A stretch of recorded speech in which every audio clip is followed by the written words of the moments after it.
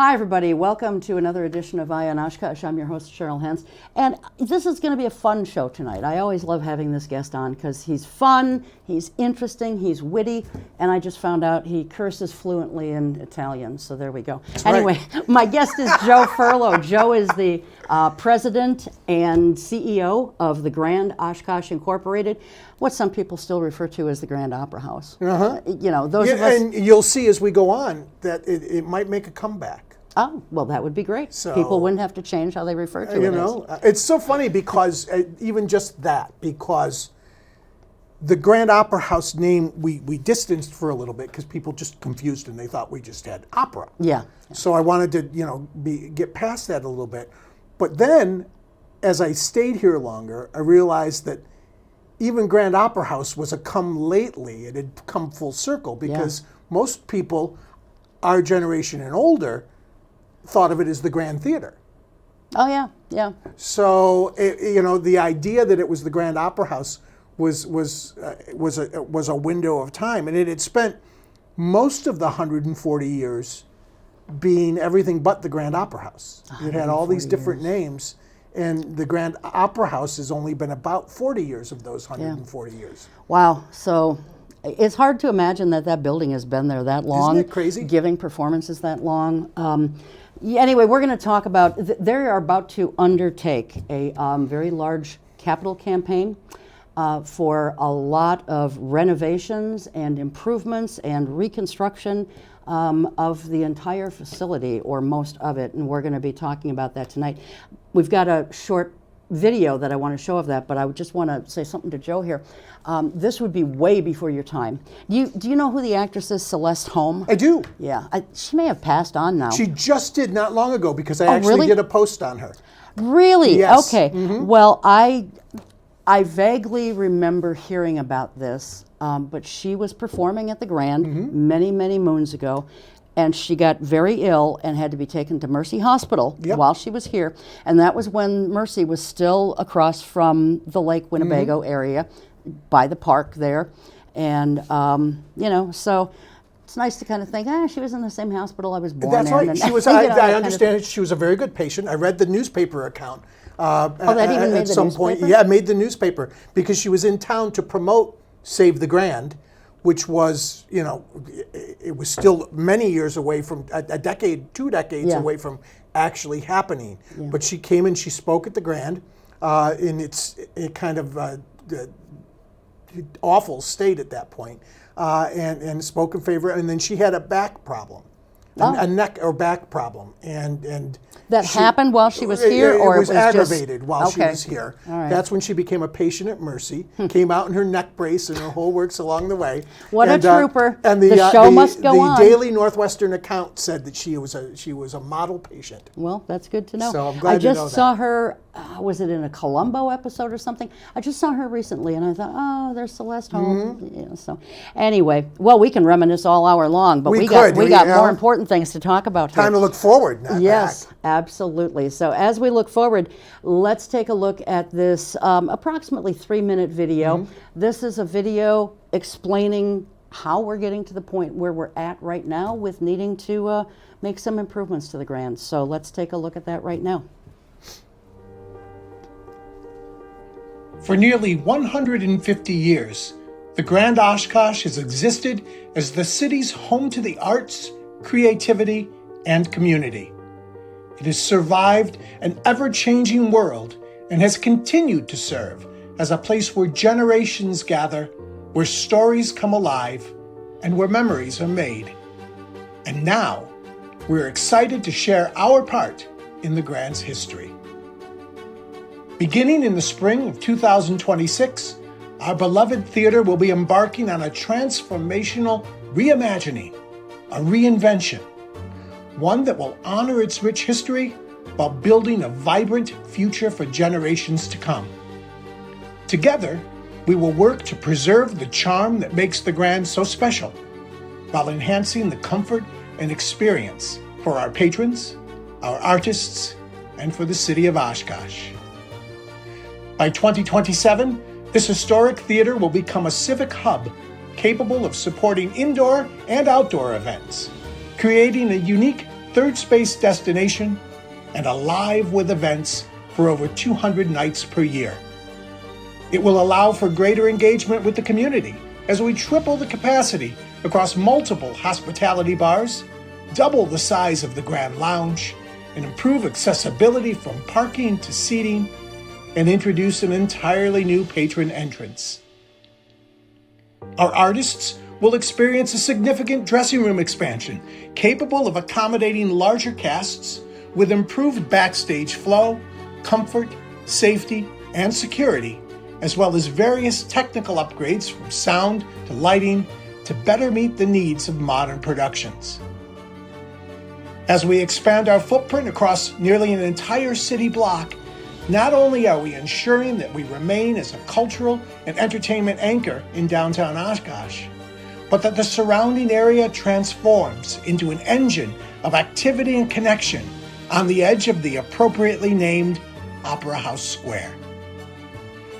The Grand is an incredibly unique gift given to us by previous generations who fought to build, to preserve, protect, and improve this architectural icon. This is not simply a renovation, but a promise that the Grand Oshkosh will continue to serve generations to come as a home for the arts, our community, and for you. Very nice video. Thank you. And great narration as well. Thank you so much. So, I mean, we did get an overview there of what things are going to be changed and improved and so forth. We've also got some artist renderings or some architectural renderings, and I want to kind of take a look at those individually and talk a little bit more in depth about what's going on. So, if we can maybe bring up the first one so we can take a look at that. And what we're looking at here, if people look in the far right-hand side, they're going to see the word Grand. That is actually the main entrance right now on High Avenue, correct? Well, actually, the under the Grand Marquee isn't even the main entrance. As you come towards us, it's the second group of things is the main entrance. Okay. And with the Grand Lounge in its current form above it, and to the far side is the historic entrance to the Grand Opera House building. Which is used now only for emergency exits. Okay. For safety reasons. Totally makes sense. So what we're doing here then is we're going to have a covered entrance area. Talk to us about what is going to happen. I will, because I'm really proud of the architects, the folks at T.R. Carroll's, because when you put a modern structure next to a historic register building, it's really important. I've learned this. I'm saying this like I know this. This is stuff I've learned along the way. It's really important that you not try to mimic exactly what the historic architecture is, because you can't, right? But you want to complement it as you go. So it's really fun for me to sit here as we look at this and say, as you look at the arches of the addition, right? The curved arches. Yep. And then you look at the front of the Grand. The curved arches are a signature of William Waters' architecture, whether they were windows in other buildings or the architecture of the Grand. So that was purposefully designed to complement the building. And then we go even further back to before my time. You may still remember it, and certainly those with Oshkosh history remember. But the kind of capitals above the curved arches, the little points above them, that's an architectural feature from the Athearn Hotel. Oh, really? Yes. Oh, wow. So as the Carroll's team designed this work, they wanted to make sure, and right now it's in front of the, everything we do goes in front of the State Historic Preservation Committee to make sure we're adhering. Right. And they feel good about it. Okay. And so the idea was that we complemented existing work and Waters' architecture while incorporating some really needed changes. For instance, the porte cochere on the side of the building is porte cochere. That the covered covered entry. Parking. Okay. The covered entrance. Is I know I got fancy, didn't I? You note that the entrance is moved back from the street about a quarter of the way back, and that's because there are 22 inches of grade difference between the front of the Grand and the back of the Grand. Oh, so you've got to have a little incline. And by moving that entrance back, we've now eliminated all of this little one-step, two-step things inside the Grand. And now from the curb to the point you hit the chairlift to go into the Opera House, it's one level grade. Nice. And easier for those for everyone, including wheelchair users. Absolutely. And you know, if there's inclement weather, as we so often get here, you know, having a covered entrance or whatever you called it before, that's just nice. It's nice, and it's also good for during the daytime when we have the school shows and we're unloading kids now. We have that off. Right now they're on High Avenue, which is dangerous. Right, and they do pull in for the events in order to avoid the unloading on the street. But now everything is going to be off street, and you know, this is where I shout out the city too, because in the course of, you know, the project, which is this first phase is funded half from the city and half from the Grand, but they also are doing the parking lots around us. Okay. Redoing the ones that are there and doing one where the dry cleaner used to be on the corner, so that everything falls, you know, in line with creating a better flow and a better idea to what goes on to the Grand. But there's a real important, you know, the real important shout out is that the new complements the old, and then eventually we'll get to it, but it merits saying at least 2 or 3 times. The one thing we're not changing is the inside of the Opera House. Yeah. You know, it is on the National Register. We respect that. We revere it. And certainly for this director, it's very important that even though we're putting in there'll be new seats, right? They'll be more comfortable. We're fixing the heating. It'll be more comfortable. We're putting in new doors and windows, but those are behind shutters and other doors. You know, so the building is improved, the Opera House proper. Okay. But when you walk into it, it's going to feel exactly the same, and that is so important. That is. And what's really cool, and I don't know if you noticed it in the video, but the video, if I was setting up the video instead of following the video, I would have pointed out that when you go in the front door, the new front door, you go through the new portion with the grand staircase and the skylight and all the natural light. But in front of you, almost like walking through a portal, the brick wall to the current lobby opens up. So you're like looking into the history, and then you walk into the history, and then you walk beyond the history, and you're in the oldest part of the Grand. Sure. You know, so it's kind of like a visual journey from the street into the historic Grand, and that was an important. You know, I again. The architect, I told them what I wanted at that point. I told them what I felt like the transition should look like, and the city's been really good about, you know, letting me do the speak for that, because they know I'm gonna, you know, we all want the same thing. Sure. And they were just, it was a really cool idea that the facade would complement the historic Grand, and then as you come in, the whole experience is about going back into that historic venue. Well, let's go back to that photo for a moment, if we can, please, because now that's the nighttime version, but okay, there we go. Either one would work. But so on top there of the covered entrance area, there is whatever you want to call it, a large balcony, a the terrace, length of the building. There's actually 2 there. You can't see it very well, but you're right. The idea, while this is all pretty and this is all a wonderful upgrade to the facility, what it's really about at its core is the way the business has changed, and we want to equip those who follow me for the next 100 years of the Grand with the opportunity to create a successful model. And what's happened is that the habits of people who go to the theater have changed. And as we talk to people, and you know this, you're going to understand this because you and I never do a show together where I don't give you a hard time for bringing up the Fox Cities PAC. It's on my list, Joe.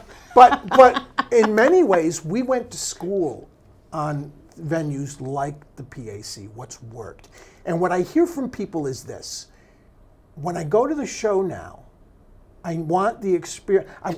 When I go to a show and they'll say at the PAC or at the at a bigger theater or Overture or whatever. So when I go to the show, I go early, and there's that spacious area. I can get a drink.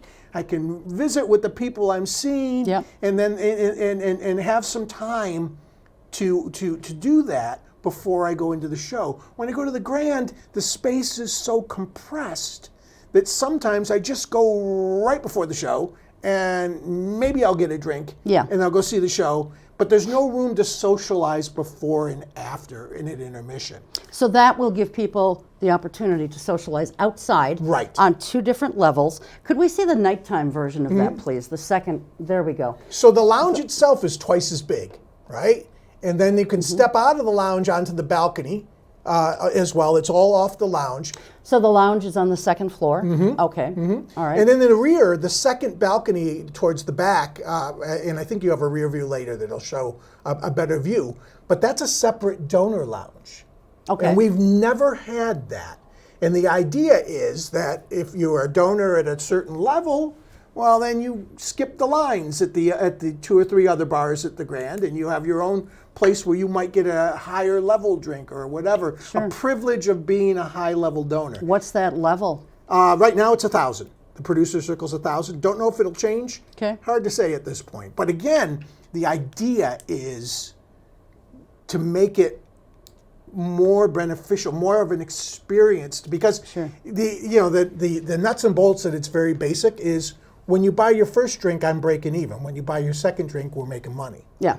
And the thing that no one really says out loud is, and it doesn't matter whether it's the Grand, it doesn't matter whether it's a smaller venue like the Thrasher, or a larger venue like the Fox Cities PAC, or even larger when you talk about Overture and other places.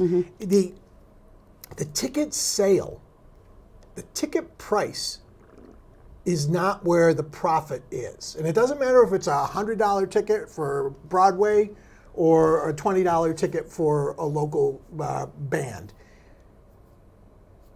85 to 90% of that goes into the act, into the overhead. The profit margin for a facility now is in what people do before and after the show. Sure. So we owe it to those who follow us to make sure the Grand is equipped at this time when everybody seems to be on the same page for downtown redevelopment, that it happens. The other side of that is that there are so many shows at the Grand that don't work. 500 is a weird size, you know? That's the capacity? Yeah. And if I bring in a comedian or a jazz group or a folk singer, and I get a solid crowd of 150, and I put them into the Grand, it's hard to make that work, especially because without the other elements. But the Grand Lounge is going to be a 150-seat cabaret, so guess what?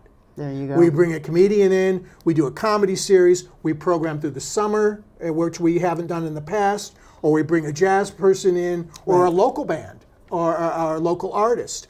And those same 100 or 150 people are upstairs where they can go back and forth to the bar, buy a pizza, buy some chips, buy a drink, then get a second drink, maybe even a third drink over the course of a couple hours. And then call an Uber. Right. Suddenly we've got a model that starts to show a profit in a different sort of way. Well, and it's doing it on days that we would normally have been closed. You heard in the video, we're talking about 240 days a year. Yeah. Right now it's about 140.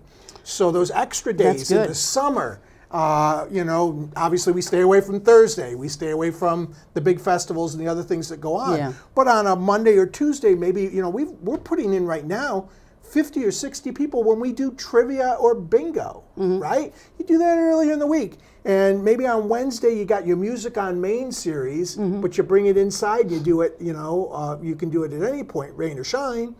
And then you stay away from Thursday because you've got, Waterfest is great. Wouldn't touch it. Wouldn't want to try anything. But maybe on Friday and Saturday we've got something going on. Suddenly our quietest quarter of the year becomes not only among our busiest, but among our most profitable. Yeah. And that turns the whole dynamic of operating the Grand around. And oh, by the way, when someone says, why don't you book a big name comedian into the hall? You don't do that enough. It doesn't work. Well, I explained to you why it doesn't work, right? Yeah, Especially yeah. without the pre-show stuff. But suddenly, if there's an opportunity to come early, buy a couple of drinks, do that stuff along the way, and if this other stuff is creating a profit margin, then I can take more risks. Sure. With the hall itself. Yeah, and I want to talk about that a little bit later on, because that's part of my questions as far as, you know, what kind of acts you're able to bring in and so on and Right. so forth, and that will all change for the better with the new layout. But let's get through these pictures Sure. and talk about the capital campaign.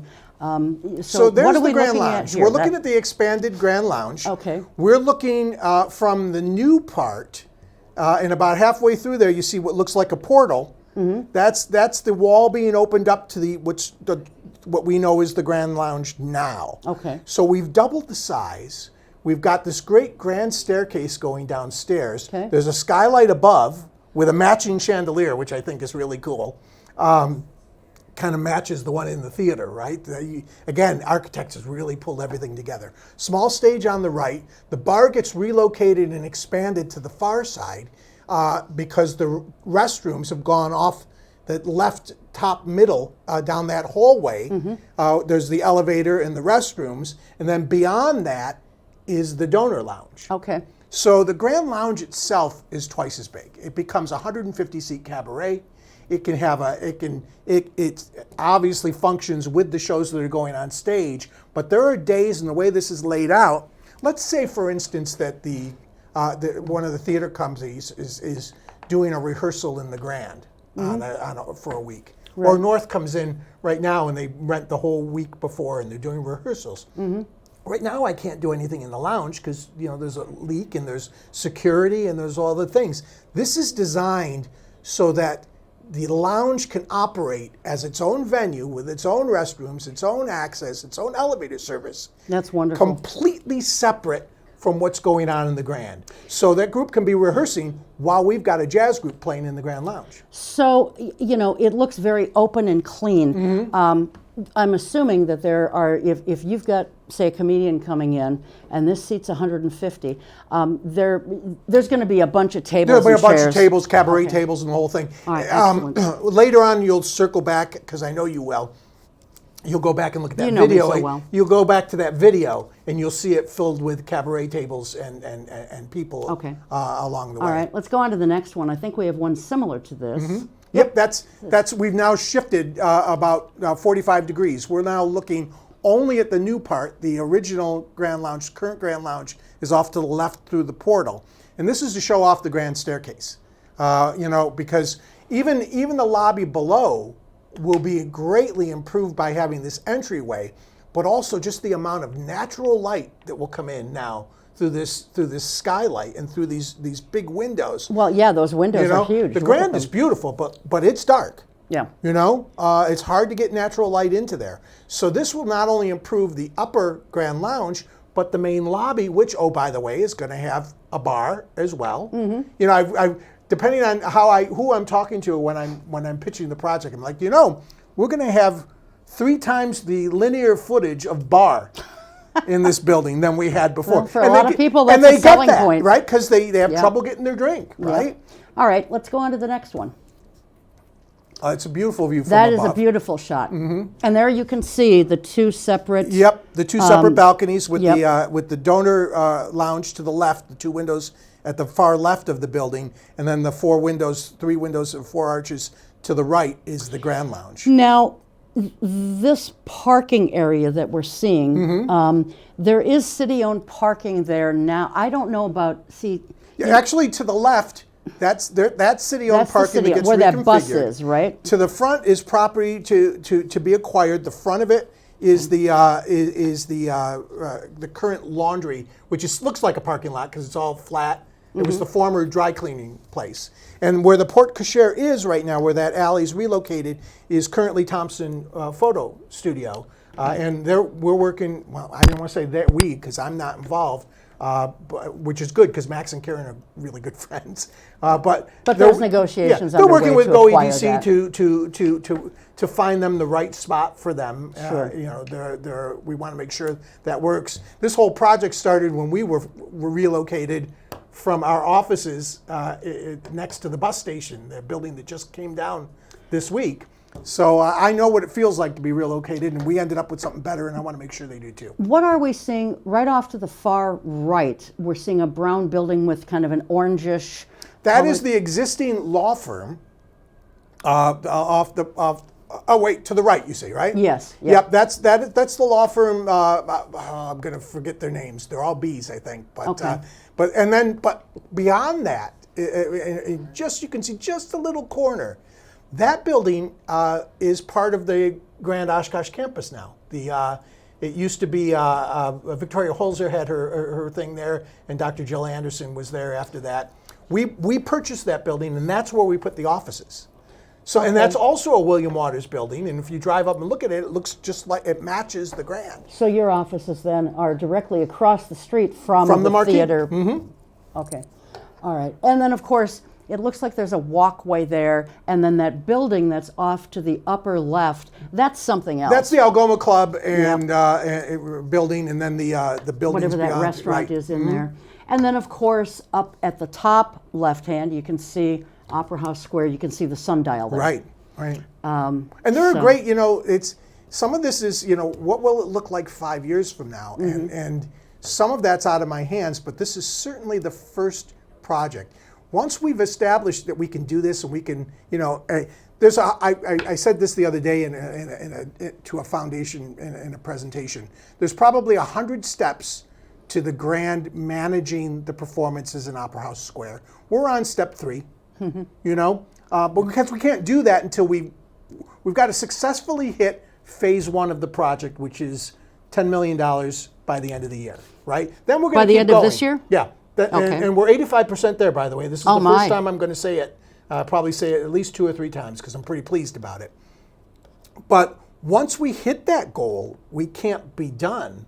We want to fund the cost of the campaign. Maybe we'll fund the purchase of the offices. We want to fund that outdoor stage. Sure. We want to put an endowment in place to help the Grand be successful going forward. Yeah. So I'm going to keep raising money, but the key for the 10 million, that magic number by the end of the year, is that keeps the timeline going. Okay. Because when we hit that number, the project officially goes to bid.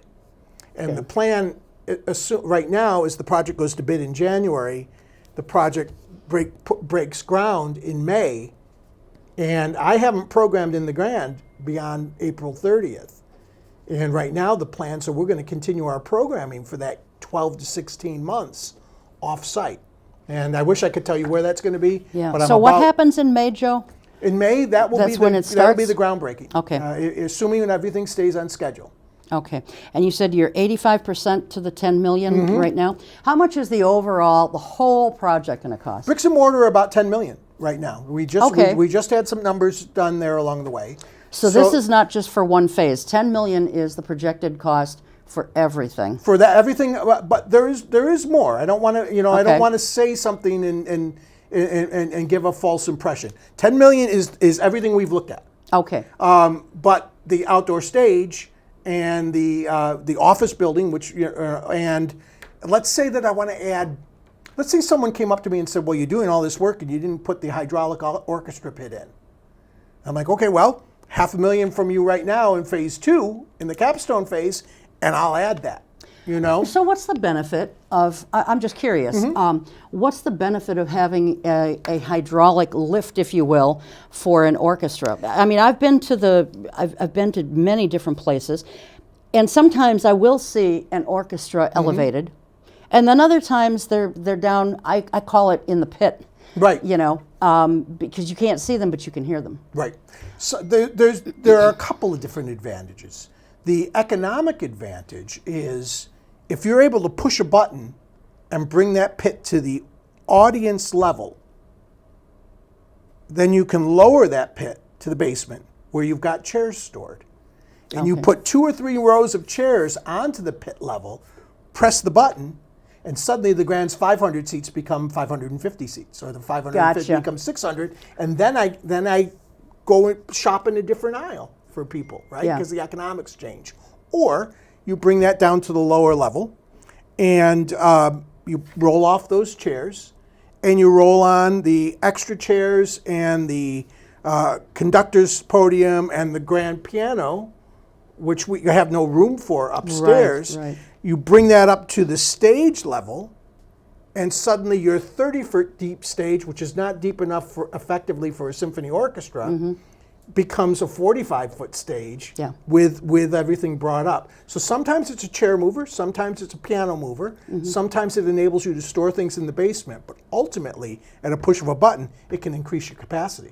Would that be true of almost any performing arts center, or really? Okay. You would, any orchestra, and almost every place that has a pit lift available to it utilizes it either as a pit or as extra rows of seats, two or three extra rows of seats. You know, the Grand, and I've shared this with you in the past, but the Grand has always held a very special place in my heart, because as a kid I was in Oshkosh Community Players, and we did almost all of our productions at the Grand. Sure. And you know, so for me to be able to sit back and look at the stage and look at the theater and say, gosh, you know, even though I was a kid who didn't know squat, but I was in theater in school and all that kind of thing, I performed on the same stage as some of the greats from Hollywood, from the golden era of Hollywood. I sat and I stood and I walked on the same stage as those people. There's something that I don't know. I don't want to romanticize it, but there's something that feels very familiar and very proud about being able to say that. Well, obviously, I'm in the same boat as you, right?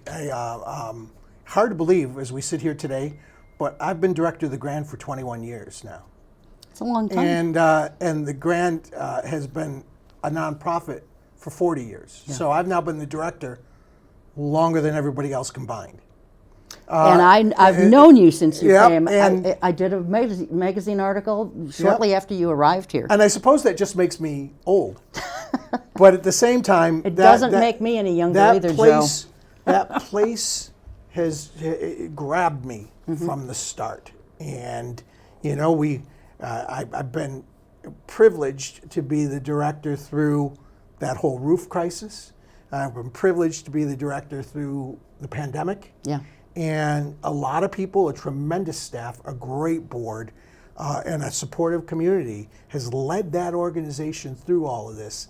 And yeah, I get to sit in the chair, but I'm also a spectator. I get to watch it happen. Yeah. And this building, if it could talk, would say that every time there's a crisis, the community comes forward. Yeah. And you could go all the way back to before me. You go back to what that building looked like in the 70s. Yeah. And how it was the Renaissance from it. And this is very much for me, you know, I tell the staff, you know, in the great grand history of the Grand, no one's going to remember that we were here for this project, but we'll know. Yeah. You know? And 20 years from now, when I need to have my walker to get in to see a show as an audience member, you know, I get to go through that experience and see that happen. And see whatever the next generation of people who run the Grand get to do. Yeah.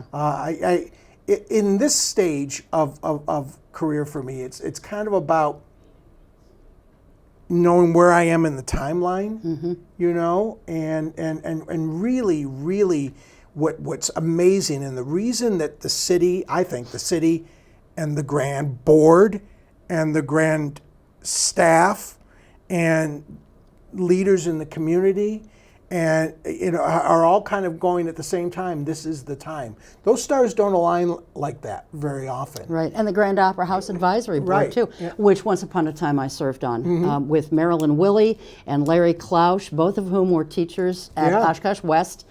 And so that was a kick for me So to right serve now on we're that in a too. spot where, you know, the stars it just seems right. And, Yeah. you know, in the course of all of this, come a lot of things that we need to see. You know, when we fix the dressing rooms, it's not to make them pretty. It's to make sure the toilet's flush and that you have a decent sized hallway to walk down. Yeah. And that you know that you have a safe and secure place when you send your kids to do shows.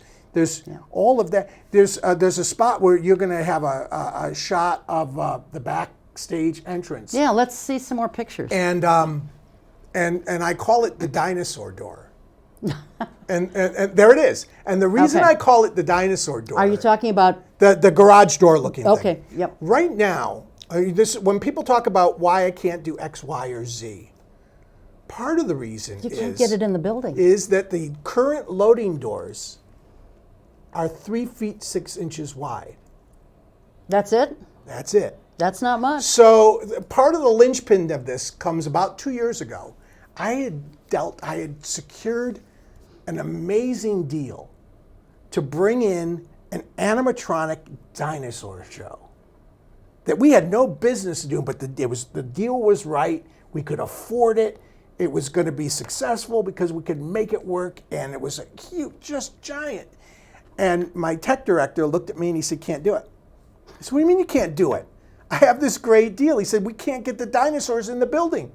I said, "Well, what if we tried the front?" "Oh, that doesn't work." "What if we try?" "We can't." So I needed a dinosaur door. And there's the dinosaur door. From there, How wide that's that's got to be 12 to 14 feet wide. You know, it's a Wow. big full-size garage door that you can back a semi up to, or a panel truck up to. As opposed to 3 feet 6 3 inches, you feet said? 6 inches wide. Wow. You can't even get the dinosaurs in a crate in that door. So suddenly this is going to open up from that end a whole different level of things. By the way, that is the donor lounge up above. Okay. And then below is a whole backstage area above. The dressing rooms downstairs will get renovated, but then this backstage area above, to the sides of the dinosaur door, there's a secure stage entrance there. Mm-hmm. There's a security desk, and there's a green room for the actors to be in when they're not on stage. There are 3 more dressing rooms up there. In theory, again, we could do an average band or a solo artist and keep the dressing rooms downstairs ready to go, doors locked, ready to go for the next big show. Sure. And everything else can be handled right from there, from the side of the stage, in that space underneath the donor lounge. Let's go to the next one. Well, the reason this is in here and in all the presentations is I need to constantly remind people what the Grand looks like right now. That is a gem. It always has been. And to say to them, we're not changing that. We're preserving this by creating a way for the entity to survive the changing times of entertainment. And this is the view when you come in from the Grand Lounge. Now, did you say that the seats are, because I know for the longest time, those seats were pretty tiny. They still are. Are they becoming bigger? The or? center of the balcony was redone a few years ago, Okay. in what we call suite seats. And they've got improved leg room and that sort of thing. But the downstairs seating and the seats on the side of the balcony will all get replaced. And ironically, the technology has come to the point where, because if you're going to replace them, you want to obviously make them set for our current bodies, which have changed a lot since those seats were put in. Yeah, but right? you don't want to reduce your capacity Exactly. either. So I went to a conference, a Historic American Theaters conference in Texas, I think it was. No, it was Wilmington, North Carolina. And there was a building, it was held in a historic building, the first theater I've been in that's actually older than the Grand. It was 8 years older. And they were doing the same project, basically. City-owned, the whole works. Everything was exactly the same. They were about 6 months further along than me. So I could ask them questions like, how many seats, I asked the director, how many seats are you going to lose? Because they also had 500, seats. Yeah. And I said, and he said, I don't think we're going to lose any. We might actually gain a few. I said, okay, now you have my attention. How does this work? And what company are you using? And then I went to a trade show and I visited with this company. And I can't really indicate very well or describe very well, but basically the seats themselves are engineered now in a way that they fold up tighter. And because they fold up tighter, there's more room, without changing the aisles, Yeah. there's more room to walk, back and forth. And then they also, the space between the seats is actually a little bit small, and you just grab an inch on each side, and that makes all the difference in the world. Wow, amazing. So I'm not going to sit here and tell you we're going to raise the capacity of the Grand, but I think there's a really good chance that we only lose maybe 20 seats and maybe lose none.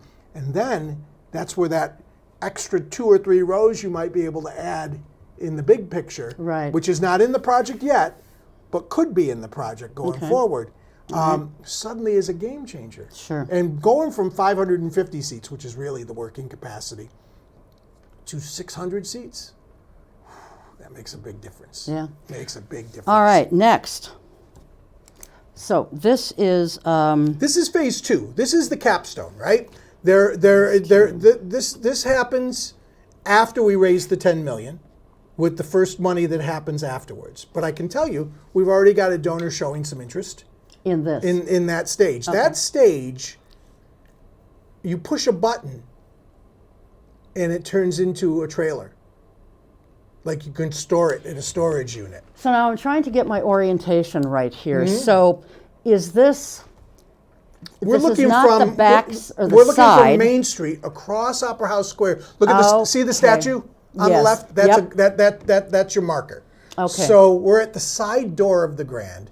The alley behind the Grand is up to the top right, and it's got the lights and it becomes a passage, a walkway. So this rendering of people, that is in Opera House Square. They're all in Opera House Okay. Square. And then the beauty of this, people have asked me over the years, why don't you do outdoor stuff? People asked me once, again, 21 years, why don't you go do things at the Leach? Why don't you do, and I'm like, I'm terrified of rain, is the answer. We don't have the capacity at the Grand to deal with rain dates and losses that might come from them. Yeah. But here's the beauty of this, and it's hard to describe. But if you look at that stage and you peek out to the right behind it, you can see a little stairway. Yes. And that Like a stairway, little railing or yep, something. that already exists. That stairway goes up, and it's an escape from the balcony, a fire escape. Okay. But underneath it, there's also a door, and that door goes into the box seats right next to the backstage entrance. Okay. So all of the power for this stage is on that wall. From that door, you have direct access to the dressing rooms. Okay. So if I'm doing a show on the square, we're servicing it with power from the Grand. We're serving the artists with the dressing rooms and the backstage amenities at the Grand. Sure. We're servicing the customers who can go either down the alley or around the front, utilize the Grand Lounge or the lobby for restrooms and refreshments. And at the moment, that you can take your refreshment out of the Grand and sit in the square with it. So everything about it operates from the Grand while the auditorium isn't touched, right? The auditorium's still ready to use in a turnkey. But if the weather forecast changes, you just move the whole thing inside. And That we is have a beautiful. rain site, Yeah. right? Whether it's Jazz Fest, whether it's a currently existing downtown music event, or whether we're creating or bringing in local performers, or a Wednesday afternoon, whatever, we've got a built-in rain site. And that's, again, a game changer, because for an event like this, and it's a community changer, because in an event like this, you aren't charging admission because you can't police it. This Yeah. this is something that anybody who's out in the square is going to enjoy. They can find their way in. We'll make our money on the food and the beverages from inside.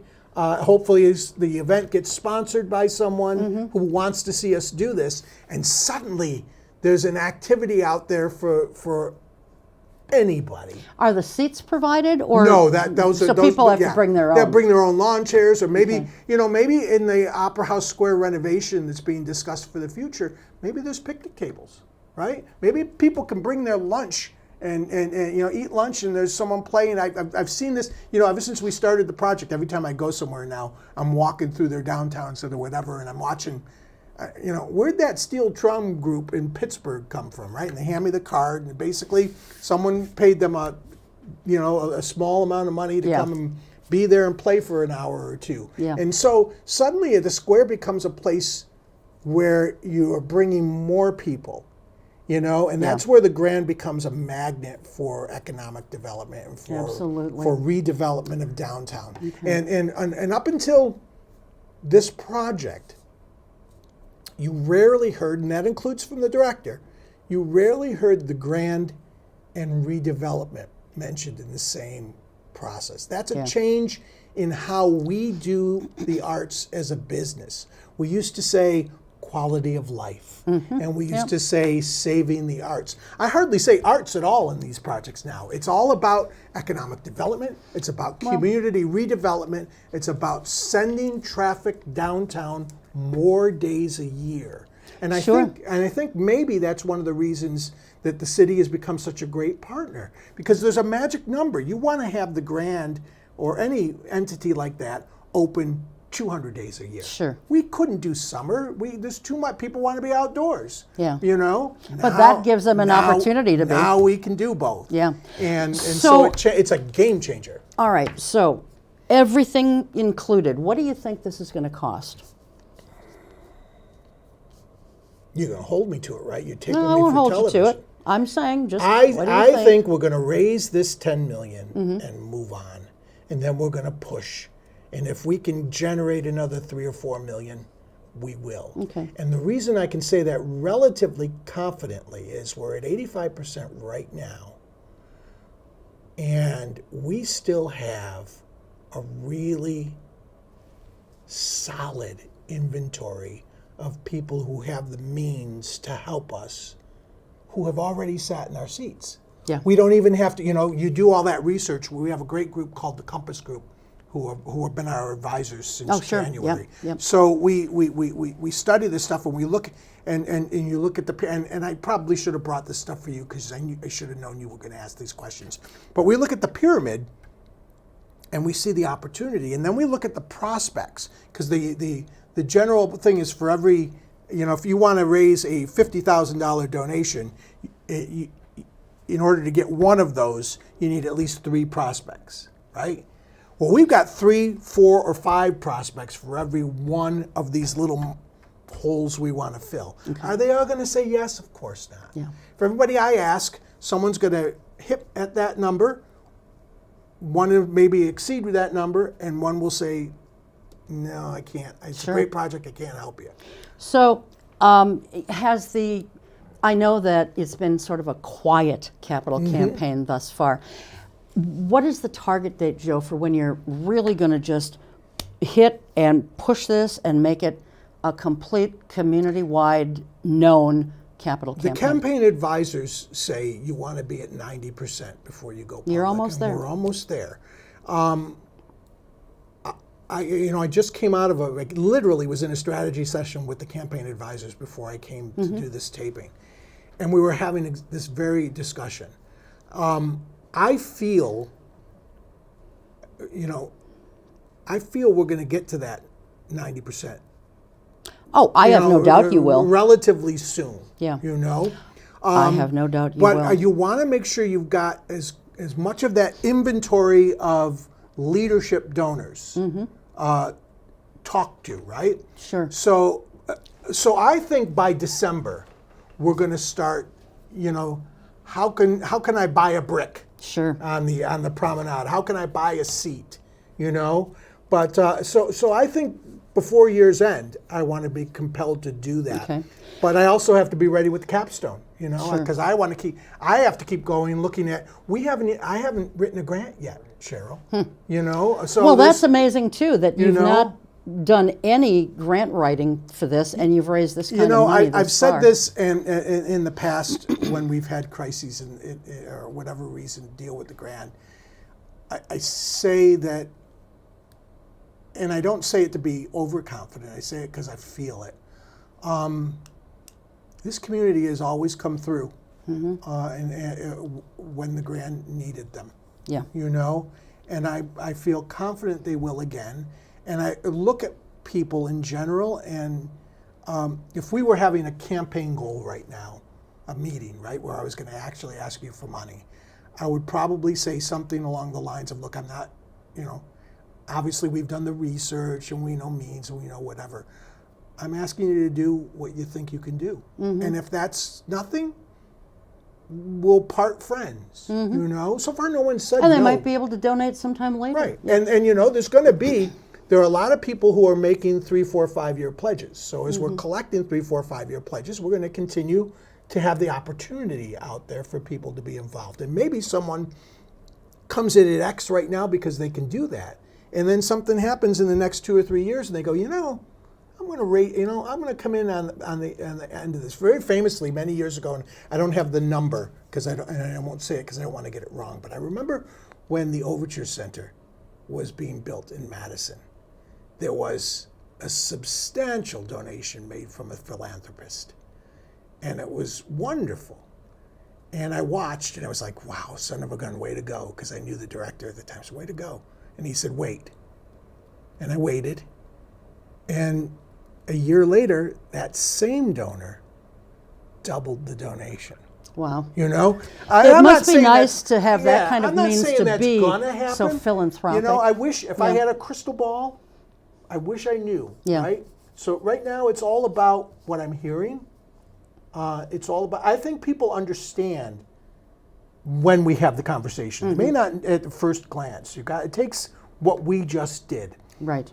To understand this is not about creating a nice space. Of course it is. That's what we're doing, right? But it's about a nice space is a means to an end. It's about taking care of what the Grand needs, right? Toilets that flush well and are reliable and are keeping built. it sustainable. You got to remember the Grand was built in the 1800s. There was no plumbing. Everything was added after the fact. Yeah. And as it grew, you know, we were adding on to existing. You know, this is a whole new system of operating the Grand, but it's also about creating a business model, not an arts model, a business model for an arts venue that's consistent with the way the business has evolved over the last 20 years. We are running so short on time, Joe. I want to get to some of these other questions real quickly. So the city owns the Grand. How much are they putting into this? They are half of this project. They have a $5 million commitment when I raise the other $5 million. Okay. So well, you're almost there. And we're almost there. So. We'll get there. When we have meetings right now, you know we operate under the idea that we're going to get there. Okay. So that, by the way, is the largest commitment the city's ever made to the operation of the Grand, and the goal as we sit here today. Part of what got us to 85% are the 5 largest donations made to the Grand in its history. Corporate or 3 by private? foundations, 2 by households. Nice. Very nice. You know, how long is this project going to take? You're looking at groundbreaking in May of 2026. How long? They tell me, and these numbers were revised not long ago, 12 to 16 months. Okay. So we plan to reopen the fall of 2027. Okay.